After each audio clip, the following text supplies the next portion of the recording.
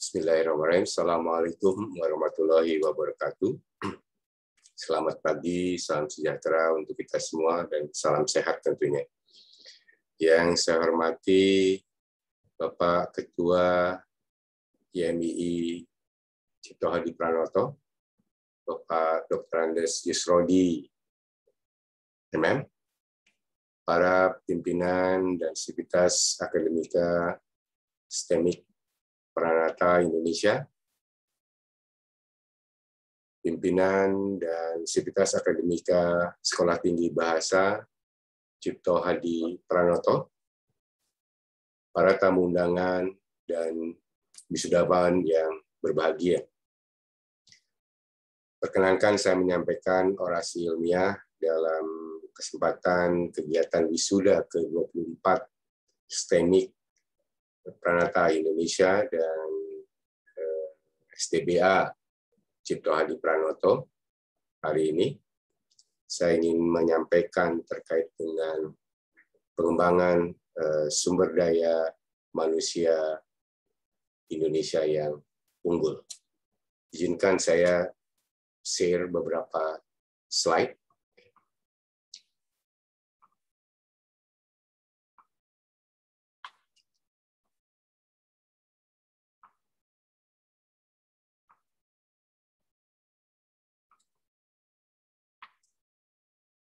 Para hadirin undangan yang berbahagia,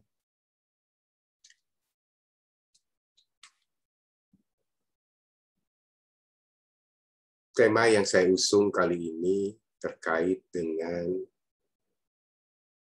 ada sebuah visi yang sangat besar bagi bangsa ini di tahun 2045, bahwa bangsa ini ingin menjadi sebuah negara dengan pendapatan tinggi dan ekonomi terbesar di dunia. Target yang ingin dicapai adalah bagaimana Indonesia bisa berada pada peringkat kelima dengan perekonomian terbesar di dunia, yang pada saat itu diperkirakan pendapatan per kapita penduduk itu mendekati angka 29.300 US dollar. Dan juga ada keinginan untuk menjadi leading industrial sector, artinya sekurang-kurangnya paling tidak 50 perusahaan di Indonesia itu masuk dalam Fortune 500, ya, sejajar dengan perusahaan-perusahaan global lainnya. Nah, dari sisi kue perekonomian, diharapkan pada saat itu struktur ekonomi itu bergeser pada sektor yang bernilai tambah tinggi. Artinya perekonomian di saat itu akan ditopang oleh 73% berasal dari industri jaksa. Indonesia juga berharap memiliki sarana dan prasarana infrastruktur yang mumpuni. Lalu kemudian mengedepankan clean energy resources, artinya kita tidak lagi bisa berharap banyak dari minyak dan gas bumi yang selama ini menjadi andalan perekonomian bangsa ini. Dan jangan lupa bahwa untuk bisa mencapai visi di 2045 dengan sebagai negara dengan pendapatan tinggi dan ekonomi terbesar kelima di dunia itu, tidak ada cara lain bagaimana pemerintah harus mampu menyiapkan sumber daya manusia yang unggul.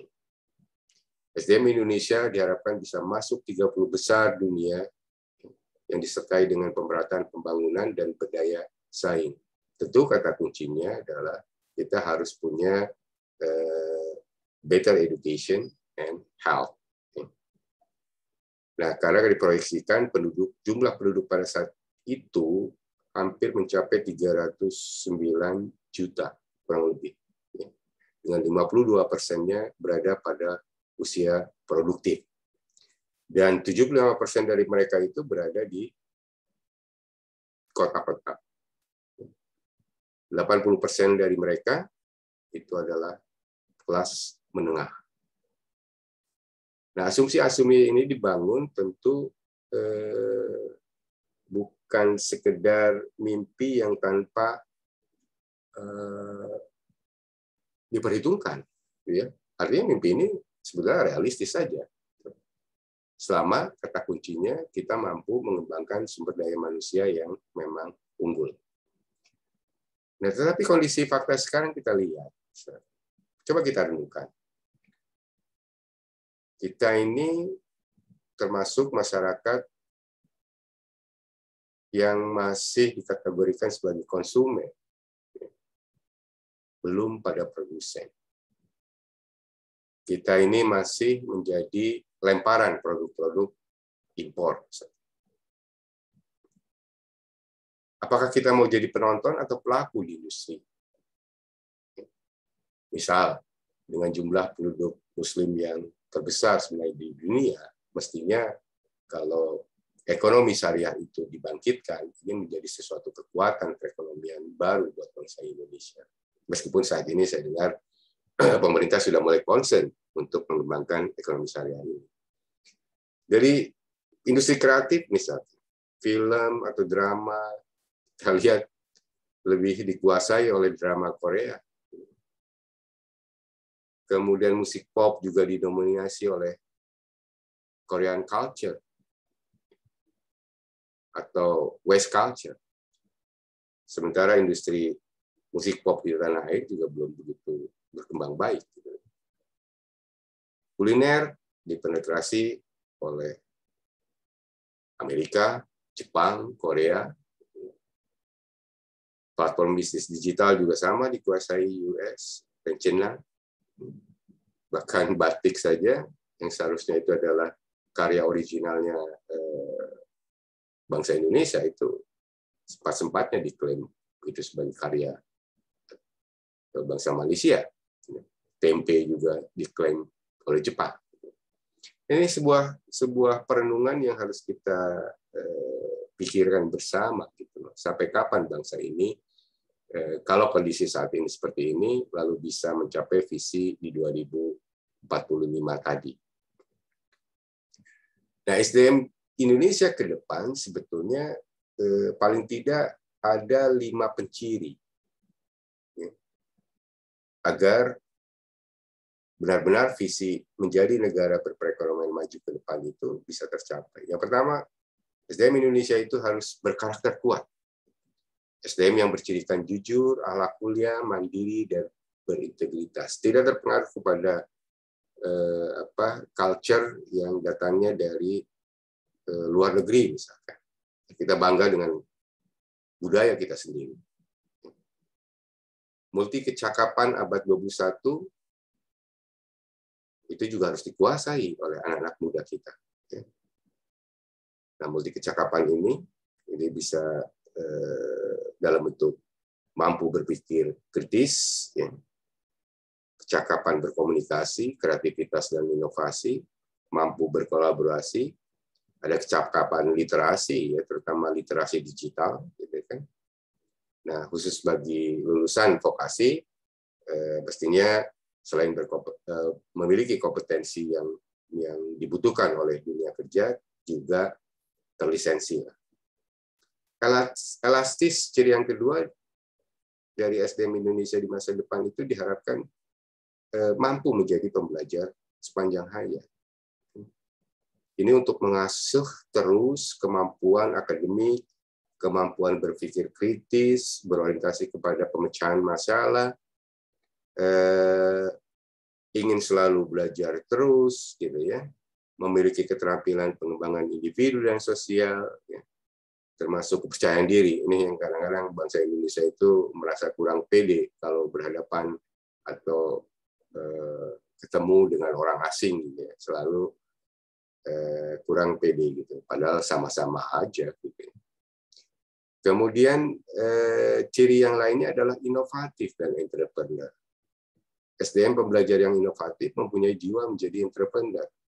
Jujur saja, tadi dikatakan dalam slide sebelumnya bahwa kita ini cenderung menjadi konsumen produk-produk yang datang dari luar, gitu ya. Dan kita menjadi pasar yang empuk, gitu ya, dengan 3-260 juta itu perusahaan-perusahaan asing itu senang dengan pasar yang besar seperti itu. Nah ini karena memang tidak banyak entrepreneur di Indonesia itu, statistiknya paling kurang lebih ya angka 3,4% lah dari total penduduk di Indonesia. Padahal andaikan bisa lebih saja dari 5%, mestinya kita sudah bisa mengarah masyarakat ini tidak lagi sebagai konsumen, tetapi sebagai produsen. Lalu ciri yang lainnya adalah bagian dari masyarakat global. Di sini kompetensi wawasan global pada dasarnya mendaki warga negara yang dapat bekerja dan memiliki aktivitas hidup sebagai warga negara yang baik dalam tatanan kehidupan dunia. Karena jelas sekarang ini dengan teknologi informasi yang begitu pesat, kemajuannya tidak ada lagi sebenarnya batas-batas jarak antar satu negara. Nah, SDM Indonesia sebenarnya tertumpu pada generasi milenial. Jadi generasi milenial inilah yang sebetulnya menentukan masa depan ekonomi Indonesia yang tadi digambarkan di 2045 itu. Mereka inilah yang nanti menjadi kelompok usia produktif yang mendominasi struktur penduduk di Indonesia. Mereka dikatakan sebagai generasi produktif dan berani berwirausaha. Ini berdasarkan survei, gitu ya. Saya senang juga, gitu ya, karena sebetulnya saya adalah guru besar bidang kewirausahaan, gitu, yang rata-rata agak pesimis juga dengan melihat rendahnya statistik jumlah pengusaha, jumlah orang yang mau berwirausaha di Indonesia. Ceruk pasar yang menarik, ya. Kemudian aktivitas berbasis digital. Hampir setiap lini aktivitas milenial itu tidak lepas dari dukungan digital. Dari bangun tidur sampai ke tidur lagi, mereka tidak pernah lepas dari gadget. Jejaring lintas batas. Milenial merupakan generasi yang saling terhubung melalui media sosial. Maka sebenarnya kalau kita sebagai seorang pengusaha, kalau mau menyasar konsumennya itu adalah kaum milenial, ya mau tidak mau kita harus mengikuti gaya mereka menggunakan sosmed, membuat inovasi baru yang bermanfaat dengan anak milenial, pendidikan yang unggul sehingga open minded, ya mungkin dibandingkan dengan generasi saya dulu pendidikan seadanya saja gitu kan, tapi sekarang ini pendidikan sudah maju dan generasi milenial ini menikmati kemajuan pendidikan saat ini sehingga mereka lebih open minded gitu. Informatif, kreatif, dan produktif, kritis terhadap situasi politik, sosial, dan ekonomi, tapi bagusnya mereka berjiwa nasionalis tanpa kepentingan politis. Nah inilah generasi ini yang diharapkan nanti mengisi atau aktor dari pelaku-pelaku ekonomi atau pelaku pembangunan di tahun 2045, termasuk Anda sekarang ini yang diwisuda hari ini. Jadi sebenarnya kata kuncinya adalah kalau kita ingin mengembangkan sumber daya manusia Indonesia itu untuk unggul, ya, mampu berkompetisi, dan memiliki tadi penciri yang sebagai individu yang bisa bersaing di masa depan, tidak ada cara lain. Pendidikan menjadi kata kunci pengembangan SDM Indonesia. Kalau pendidikannya bagus, insya Allah kita bisa menghasilkan generasi yang mampu merealisasikan visi di 2045, yaitu Indonesia berperekonomian tinggi dan terbesar kelima di dunia. Selamat kepada para wisudawan yang di wisuda hari ini. Ini bukan akhir dari perjalanan Anda. Ini justru awal dari perjalanan Anda memasuki dunia baru. Terima kasih. Assalamualaikum warahmatullahi wabarakatuh.